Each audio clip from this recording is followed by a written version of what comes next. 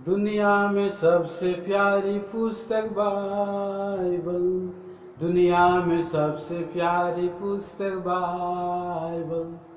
पढ़े जो इसको रोज बरोज, राह में खतरा कोई न हो दुनिया में सबसे प्यारी पुस्तक बाइबल। नीति वचन की किताब 6वां अध्याय। पूरे अध्याय को हम लोग ध्यान करेंगे। 1 से 6 अध्याय का 1 से 35 वचन है। और प्रभु हमें अद्भुत रीति से इन दिनों में इन विचारों को दे रहे हैं, जिसके द्वारा से हमारा आत्मिक उन्नति का कारण हो, लाभ का कारण हो। आइए प्रियो, हम उसका पहला और दूसरा वचन सभी मिलकर के पढ़ेंगे। हे मेरे पुत्र, यदि तू अपने पड़ोसी का उत्तरदायी हुआ हो, यदि तूने हाथ पर हाथ मारकर परदेशी के लिए शपथ खाई हो, तो तू अपने ही मुंह के वचनों से फंदे में फंसा और तू अपने ही मुंह की बातों से पकड़ा गया। तो यहाँ पर हम देखते हैं एक हमारे आत्मिक जीवन में जब हम प्रभु के पास आ जाते हैं तो कई बार शैतान शत्रु जो है फंदा भी लेकर के आता है कि हमारी गवाही खराब हो, हमारे जीवन में हमारी सत्यता और खराई और सच्चाई बनी ना रहे। विशेष करके यहाँ पर फंदे का जो फंसने की बात है, हमारा जीवन में कुछ विचार, कुछ बातें हाँ की हाँ या नहीं की नहीं होनी है। पवित्र शास्त्र बाइबल में प्रभु यीशु मसीह ने कहा है 6वां अध्याय में, कोई जो है स्वर्ग यरूशलेम की शपथ ना खाना, परंतु तुम्हारी बातें हाँ की हाँ और नहीं की नहीं हो। तो यहाँ पर जमीन होने की बात है, उत्तरदायी। मेरे पुत्र, तू अपने पड़ोसी का उत्तरदायी अर्थात जमीन हुआ हो। हाँ, जमीन हुआ हो, जमीन हुआ हो तो तू हाथ पर हाथ मारकर परदेशी के लिए शपथ खाई हो। तो यहाँ पर जमीन हुआ है, जमीन हुआ है मतलब उसका जो है, हम देखते हैं प्रियो, एक प्रकार का जमानत जमीन हुआ। तो जमीन होना मतलब उसका ग्रैंडिंग होना, ग्रैंडर बनना। ग्रैंडर मतलब इंग्लिश में यहाँ पर लिखा है सर्टी, उनका सर्टी बनना। तो सर्टी कई बार हमारे प्रियों का अगर कोई हमारा दोस्त अगर कहीं कुछ गलत काम करके या कैसे भी वो जेल में चला गया तो बहुत लोग ग्राइंडर बन के जाते हैं कि मेरा एक अपना मित्र लोग जाते हैं कि भाई को छोड़ा दे, उनका ग्राइंडर बने। अगर वो कहीं भाग गया या वो अटेंड नहीं किया, उसका कोर्ट उसका हाजिरी में अगर नहीं गया तो किसको पकड़ेंगे? जो उत्तरदायी हुआ है उसको पकड़ना है, पकड़ेंगे। तो किसी व्यक्ति के प्रति वफादार बने रहने के लिए जमीन या वचन देने वाला उस उत्तरदायित्व से बचना चाहता है, उसे महसूस करना चाहिए वह सहकर्ता को छोड़ देता है जितना किसी व्यक्ति के द्वारा सम्मानित किया गया वह पहले के समान सहायता करता है। हम देखते हैं कि ऐसा परिस्थितियां हमारे जीवन में आ सकती है। तो जमीन होना अच्छी बात मालूम नहीं लगती है पवित्र शास्त्र में, क्योंकि हम पढ़ते हैं नीति वचन की किताब में और उसका 22 अध्याय और 26 और 27 वचन में लिखा है। नीति वचन उसका 22 अध्याय मैं पढ़ देता हूँ आपके लिए, विशेष करके 26-27 में लिखा है कि जो लोग हाथ पर हाथ मारते और ऋणियों के उत्तरदायी होते हैं उनमें से तू ना होना। यदि भार देने को तेरे पास कुछ ना हो तो क्यों तेरे नीचे खाट उतार ले जाए। कई बार हम लोग ऐसा परिस्थिति में जा सकते इमोशनली। कई बार हम बोल देते मेरा भाई जो आपसे कर्जदार ले रहा है, कर्जा ले रहा है, तो मेरा अपना मित्र है, अगर वो कर्जा नहीं दे पाता है तो उसका जवाबदेही मैं हूँगा, मैं उसका बदले में मैं जो है उसको दूंगा। बोलिए कई बार हम लोग इमोशनली ऐसा बात को हम प्रकट करते हैं, जमीन होते हैं। तो ऐसा नहीं होना है, तो उनमें से ना होना होता है, क्योंकि ये फंदे में फंसने वाली बात है। कई बार लोग पैसा ले जाते हैं और देते नहीं हैं, टाइम पर नहीं देते हैं। जो समय बोलते हैं कि मैं फलाने दिन में मैं दूंगा, और उस फलाना दिन में वो आदमी पहुंच नहीं पाता है, उसका पास उतना प्रबंध नहीं हो पाता है, जिससे अपना मोबाइल भी बंद कर लेता है। ऐसे समय में जो व्यक्ति गारंटर हुआ है, जमीन हुआ है, उत्तरदायी हुआ है, वो फंस जाता है। तो ऐसा परिस्थिति तुम्हारा ना आए, एक फंदे के समान है। बोल रहा है कि भार देने के लिए तेरे पास कुछ ना हो तो क्यों वो तेरा नीचे खाट खींच ले जाए। परिस्थिति ऐसा है।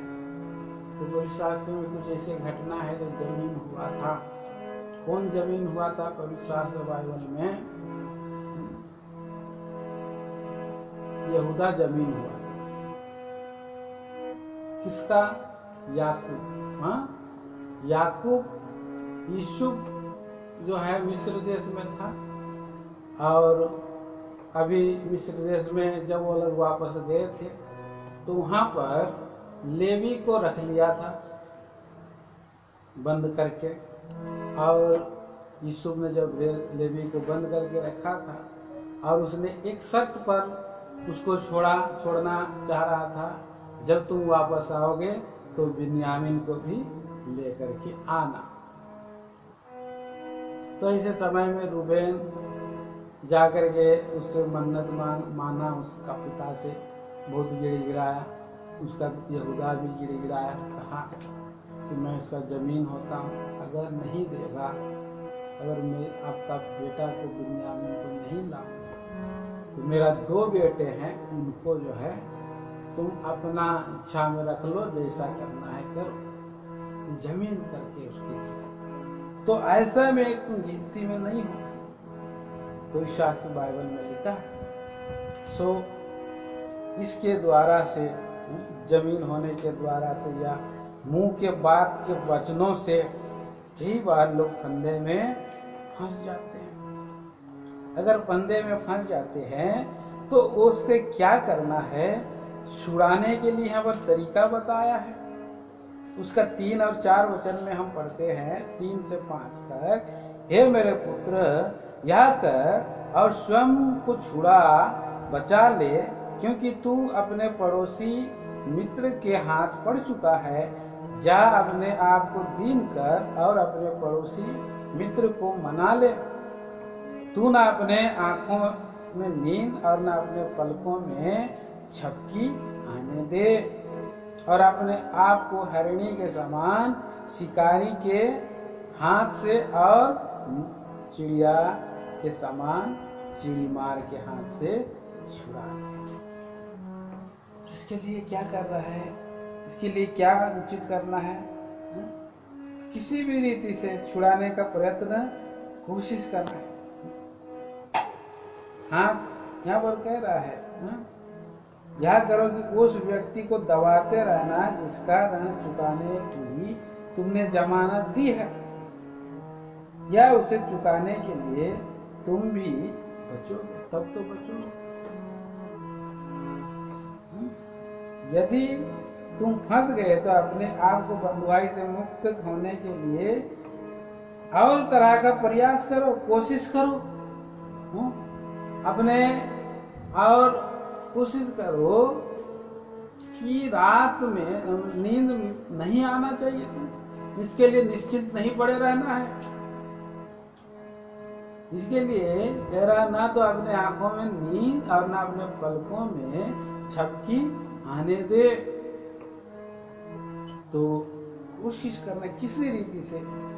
हिरणी जाल में फंस जाती है, एक पक्षी फंदे में फंस जाता है, ऐसा ही आपको वहां से छूटने का हर मन्नत घुटना प्रणाम कर लेना, इतना तक कि साष्टांग प्रणाम करके जो कर्जा दिया सब मना लेना। मैं तो यूं ही बात रखा था भाई, इसका मैं जवाबदेही तो नहीं हो सकता हूँ, क्योंकि गलती उसने किया है, मैं कैसे होऊंगा? बोलकर उससे माफ मांग लेना, प्रणाम कर लेना, मेरे पास क्या है जो मैं आपको मैं दूंगा। तो इस तरह से यहाँ पर बचने का उपाय को बताया। और दूसरा भाग में हमने पढ़ा है, यहाँ पर 6 पद से 11 पद तक है, लिखा है कि हे आलसी, चींटियों के पास जा, उनके काम पर ध्यान दे और बुद्धिमान हो। उनके ना तो कोई न्यायी होता है, ना प्रधान और ना प्रभुता करने वाला, तो भी वे अपना आहार धूप काल में संचय करती है और कटनी के समय अपनी भोजन वस्तु बटोरती है। हे आलसी, तू कब तक सोता रहेगा? तेरी नींद कब टूटेगी? 10 कुछ और सो लेना, थोड़ी सी नींद, एक और झपकी, थोड़ा और छाती पर हाथ रखे लेटे रहना, तब तेरा कंगाल राह के लुटेरे के समान और तेरी घटी हथियार बंद के समान आ पड़ेगी। सो इस पदों में हम देखते हैं कि ये व्यक्ति जो है किसके पास जाके सीखना है? चींटियों के पास जाकर। और वो व्यक्ति कैसा है? आलसी व्यक्ति है। आलसी व्यक्ति जो है, और जाकर के चींटियों से सीखो। चींटी कैसा है? सबसे छोटी जाति की प्राणी, छोटी प्राणी है। ऐसा विलक्षण और छोटी प्राणी है, परंतु उसका हिम्मत देखिए।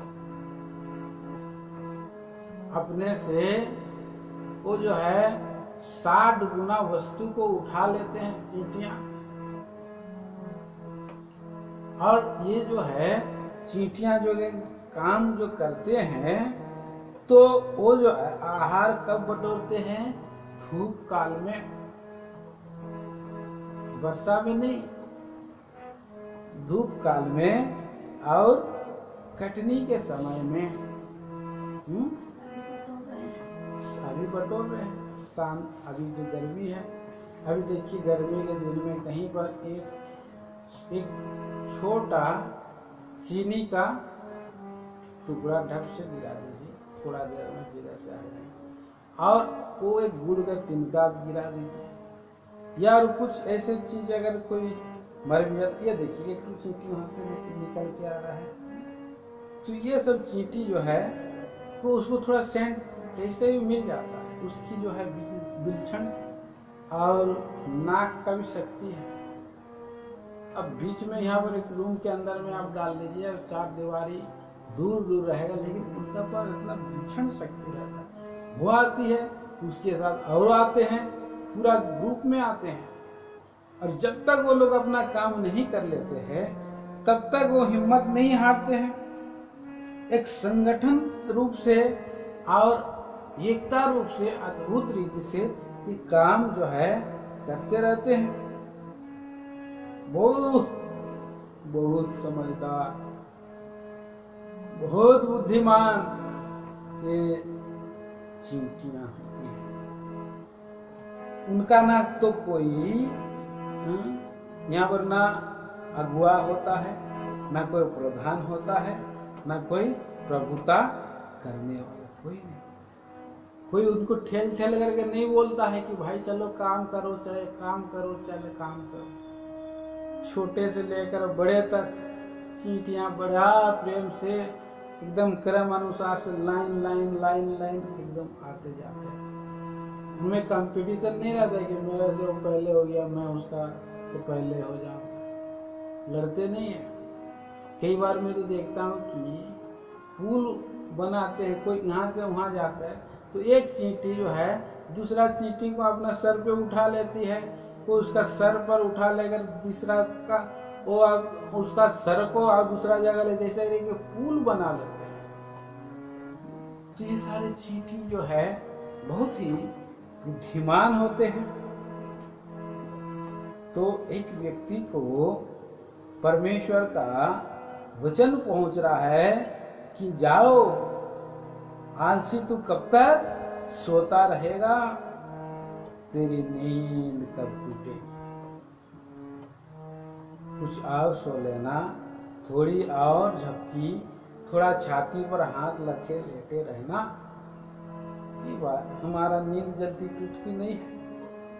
अगर आलसी का जीवन अगर बिताते रहेंगे, धीमा भी जीवन बिताते रहेंगे और ऐसे व्यक्ति जो है निर्धन बन जाएगा और अपना सब कुछ जो है खत्म होता रहेगा और कुछ ही दिनों में वो कंगाल हो जाएगा। काम आजकल नहीं मिल रहा है। आज लॉकडाउन में कारखाना बंद है, बड़ा बड़ा उद्योग बंद हो गए, लोग रोड पे आ गए, काम करना चाह रहे हैं लेकिन लोगों को काम नहीं मिल रहा है और उनका जीवन में मिल गया है। कंगालीपन कैसे आ गया है? अचानक आ गया, डाकू के समान आ गया है। और डाकू और राह के लुटेरे के समान अचानक अगर कोई हमला कर देता है तो हम देखते हैं कि ऐसे समय में वो कुछ भी नहीं कर पाता है। अगर बुद्धिमान से अगर कोई व्यक्ति छोटा भी क्यों ना हो, निर्बल भी क्यों ना हो, पर बुद्धिमानी से वो काम करते रहेगा अपने समय को जान करके, और तब वो उसका जीवन में बड़ा ही बड़ा और काम कर सकता है। इसीलिए तो प्रभु का वचन में हम अनेक जगह में देखते हैं। पिछले दिनों भी हमने 4 छोटे प्राणियों के बारे में, बुद्धिमान प्राणियों के बारे में ध्यान किया था। मैं ज़्यादा लंबा नहीं जाऊंगा, आप लोगों को याद होगा। चींटी है और बीजू बल्ली है और क्या है, और टिड्डियां हैं और छिपकली है। 4 उनसे प्रभु ने सिखाया। अभी प्रियो हम देखते हैं इफिसियों के पत्री और उसके और 5वां अध्याय में लिखा है। ध्यान से देखो कितना पद है,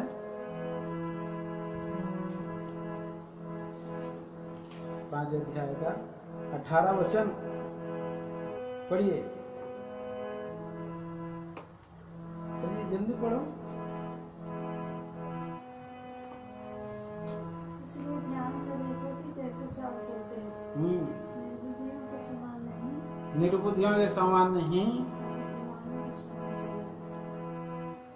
बुद्धिमान के समान चलो, और बुद्धिमान चींटी के समान चलो बोल के यहाँ पर हमको बता रहा है। आखिरी इधर हम आगे बढ़ेंगे। 12 वचन से हम पढ़ते हैं 15 वचन तक। यहाँ एक ओछा और अनर्थकारी का जो बातें और जो चाल है यहाँ लिखा है। 12 वचन से पढ़ेंगे 15 वचन तक। ऊंचा आवाज से पढ़ो।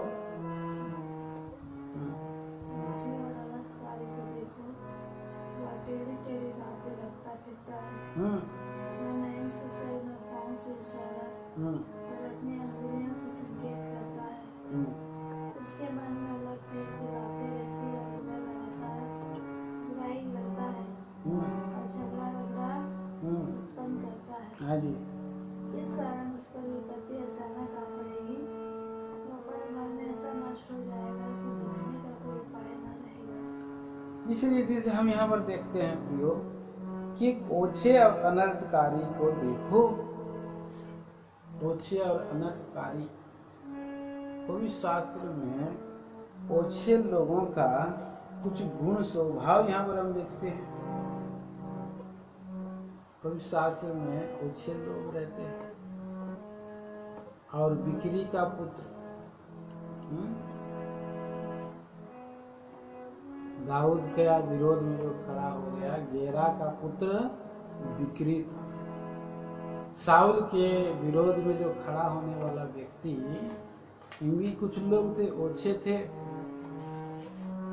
तो ओछे का जो गुण यहाँ पर पवित्र शास्त्र बाइबल में हम देखते हैं, जो भ्रष्ट बातें बोलता है, भ्रष्ट बातें, टेढ़ी मेढ़ी बातें बोलता रहता है। और क्या करता है, आंखों से इशारा करता है। तीसरा हम देखते हैं, पैरों से बात करता है, पांव से इशारा करता है। और चौथा बात, उंगलियों से शिक्षा देता है। और पांचवी बात, हृदय की भ्रष्टता से बातें करता है। हृदय की धोखेबाजी, चालबाजी से बात करता। छठवां में देखते हैं कि निरंतर षड्यंत्र करता रहता है, पाप करने का योजना बनाते रहता है। सो ऐसा व्यक्ति है। पर इस कारण उस पर क्या होगा, और विपत्ति अचानक आ पड़ेगी। वह पल भर में ऐसा नष्ट हो जाएगा कि बचने का कोई उपाय ना रहेगा, बच नहीं सकता। तो ओछे और अनर्थकारी लोग, टेढ़ी मेढ़ी बातें बोलने वाले, इस संसार में कितने सारे लोग हैं जो लोगों का भलाई और उन्नति को लोग देख नहीं सकते हैं और कैसा उनका हानि करेंगे। और ऐसा करने के लिए लगातार जो है प्रयास करते रहते हैं। ऐसे लोगों की जो बातें हैं, परमेश्वर उनसे घृणा करता है। यहाँ 16 से 19 जो है, उनकी ऐसी 6 बातें हैं जो ओछा अनर्थकारी जो लोग होते हैं, जिससे परमेश्वर घृणा करता है। तो 6 वस्तुएं क्या क्या है यहाँ लिखा है। 16 वचन से 19 वचन तक 6 वस्तुओं से यहोवा भय रखता है। 6 वस्तुओं से यहोवा भय रखता है। वरन 7 है हाँ जिनसे उसको घृणा है। हाँ, अर्थात घमंड से चढ़ी हुई आंखें, पहले घमंड से चढ़ी हुई आंखें, झूठ बोलने वाली जीभ, झूठ बोलने वाली जीभ, और निर्दोष का लहू बहाने वाले निर्दोष का लहू बहाने वाले हाथ, हाथ, अनर्थ कल्पना गढ़ने वाला मन, अनर्थ कल्पना गढ़ने वाला मन, बुराई करने को वेग हाँ, और बुराई करने वाला, भेग दौड़ने दौड़ने वाला पाँव, वाला पाँव, झूठ बोलने वाला साक्षी, हाँ, झूठ बोलने वाला साक्षी और भाइयों में साथी। 7 प्रकार के जो है यहाँ भयंकर पाप। तो ऐसे लोगों से परमेश्वर जो है, यहाँ पर हम देखते हैं कि उनके ऐसे स्वभाव से परमेश्वर घृणा करता है। हमारे जीवन में जांचने की बात है तो हमारी आंखें से हमें पता लगा लेते हैं लोग कि इनकी आंखें जो ऐसी है, चढ़ी हुई है, चर्बी आंखों में छाई हुई है, आंख मिला के बात करते हैं, और जीभ से जो है झूठ बात लगातार बोलते रहते हैं। क्या हम झूठ बातें तो नहीं बोलते हैं? निर्दोष का को हानि करने वाला, झूठी कल्पना करने वाला, वेग से पाप करने के लिए दौड़ने वाले पांव, झूठ बोलने वाला एक गवाह तो नहीं है, और झगड़ा कराने वाला भाई। ये सारी बातें जांचने वाली बात है। इसी विधि से अब आगे हम देखते हैं कि आगे यहाँ पर हम 20 वचन से 25 वचन तक यहाँ एक व्यभिचार से, अडल्ट्री से बचने के लिए यहाँ एक शिक्षा दिया गया है, उदाहरण शिक्षा दिया गया है। 6 वचन में पढ़ते हैं, हे मेरे पुत्र मेरी आज्ञाओं को मान और अपनी माता की शिक्षा को ना तज, न तज। और 21 में हम पढ़ते हैं, इनको अपने हृदय में सदा गांठ बांध के रख। तो कई बार गांव के पुराने लोग बोलते हैं कि जो मैं कह रहा हूं उसको एकदम गांठ बांध ले। पहले लोगों के पास बटुआ नहीं था, तो क्या करते थे, कपड़े का कोने में पैसा को बांध लेते, गांठ बांध दो। तो ये ऐसे जोर से गांठ बांध लो, मतलब खूब जोर से उसको पकड़ लो, उन वचनों को आप ना छोड़ो। और कैसे किन बातों में 3 वस्तुओं को जो है 3 सच्चाई को गांठ में रख लेना है, बांध लेना है। हृदय पर बांध लेना है, और यहाँ पर लिखा है गले पर बांध लेना है। और उसके बाद हम देखते हैं 7 का, और उसके 3 वचन में लिखा है अपनी उंगलियों में बांध लेना है, उंगलियों में भी बांध लेना। प्रभु का जो सत्य वचन है, शिक्षा है, उसको बांध करके रखना है। और आगे हम यहाँ पर 23 पद में पढ़ते हैं, आज्ञा तो दीपक और शिक्षा ज्योति, सिखाने वालों की डांट जीवन का मार्ग है। प्रभु की आज्ञाएं क्या है? दीपक है। 13 वचन मेरे पांव के लिए दीपक है, और मार्ग के लिए क्या है? उजियाला। ये वचन जो है दीपक भी है, उजियाला भी है। तो 3 बातें यहाँ पर देखते हैं, जो सच्चाई, 3 सच्चाई क्या है? दीपक है, प्रकाश है, और सिखाने वाले की डांट। जिससे डांट लगता है तो डांट से प्रकाश मिलता है, खुल जाता है, जीवन का मार्ग खुल जाता है। तो अनंत जीवन की बातें प्रभु बताया है, पर डांट लगाई है। हमने डांट लगाई यमुना की किताब 6 अध्याय में, और जब डांट लगाई और उसके बाद प्रभु ने कहा, मैंने जो बातें कहा है वो आत्मा भी है और जीवन भी है। उन डांट को सुन करके, कड़ी बात को सुन करके बहुत लोग उल्टे फिर गए, आगे के लिए उसका चेला ना बने, ठोकर खा गए। लेकिन उन डांट को सह लेना एक बुद्धिमानी है, नम्र हो जाना बुद्धिमानी है। और पतरस जो है बुद्धिमान हो गया, और उसने कहा, प्रभु कहाँ जाएं हम? अनंत जीवन की बातें तो तेरे ही पास है। अनंत जीवन की बातें, तो अनंत जीवन की बातें के द्वारा हमें जो है जीवन मिलता है, जीवन का मार्ग है, जिससे हम बुराई से बच सकते हैं, हम धोखे से बच सकते हैं, चिकनी चुपड़ी बातों में हम फिसल नहीं सकते हैं, क्योंकि सच्चाई का वचन हमारे पास है। 24:25 में लिखा है, देखिए,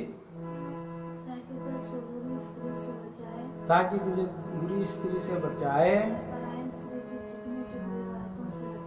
पराई स्त्री के चिकनी चुपड़ी बातों से बचाए, उसकी सुंदरता देखकर, क्योंकि उसकी सुंदर को देखकर अपने मन में उसकी अभिलाषा न कर। अभिलाषा गर्भवती हो जाएगी, पाप को जन्म देगी, और पाप मृत्यु को प्रकट करेगी, मृत्यु जन्म देगी। तो इसी तरह से वह तुझे अपने कटाक्ष में फंसाने ना पाए। कटाक्ष मतलब समझ रहे हैं? पलक पलक का कोरे में ना बना सके, पलकों में लोग पलकों में, पहले की स्त्रियां पलकों में फंसा। आजकल की स्त्रियां लोग के पास रिझाने के लिए मनुष्य का, आजकल की स्त्रियों के पास क्या है? फूल है, होठों में लिपस्टिक लगा लेते हैं।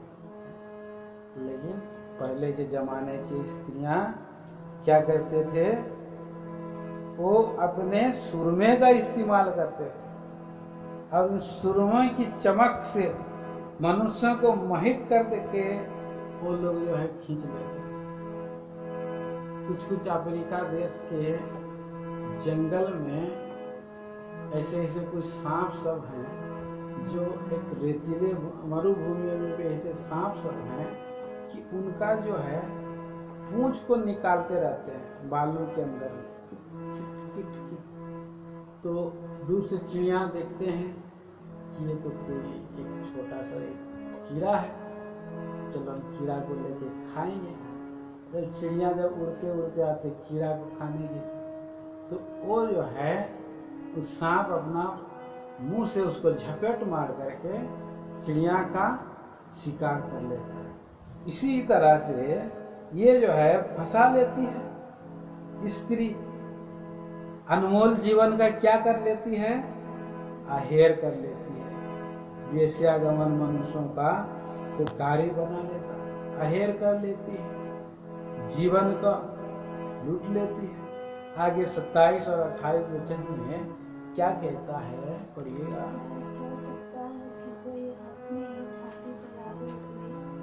क्या हो सकता है कोई अपने ही छाती पर हाथ आग रख ले? हाँ, क्या ये हो सकता है? आगे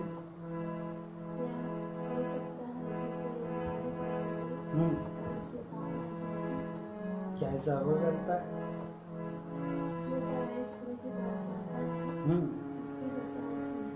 उसकी दशा ऐसी हो जाएगी। पराई स्त्री, पड़ोसी का स्त्री, ऐसे स्त्री को कोई ऐसा छुएगा तो वो कभी भी दंड से नहीं बचेगा, दंड से तो मारना ही पड़ेगा। उदाहरण स्वरूप आगे कहता है, जो चोर जो है भूख के मारे अपना पेट भरने के लिए चोरी करे, उसको लोग तुच्छ नहीं जानते, तो भी वह पकड़ा जाए तो उसका 7 गुना भार देना पड़ेगा, वह अपने घर का सारा धन देना पड़ेगा। परंतु जो स्त्री गमन करता है वह निर्बुद्ध है, क्या करता है? वह अपने प्राणों को नष्ट करना चाहता है, वह ऐसा करता है, अपना प्राण को नष्ट करता है। जो अडल्ट्री करता है, वो विचार करता है, प्रियो, उसका 6 बुरा प्रभाव होता है।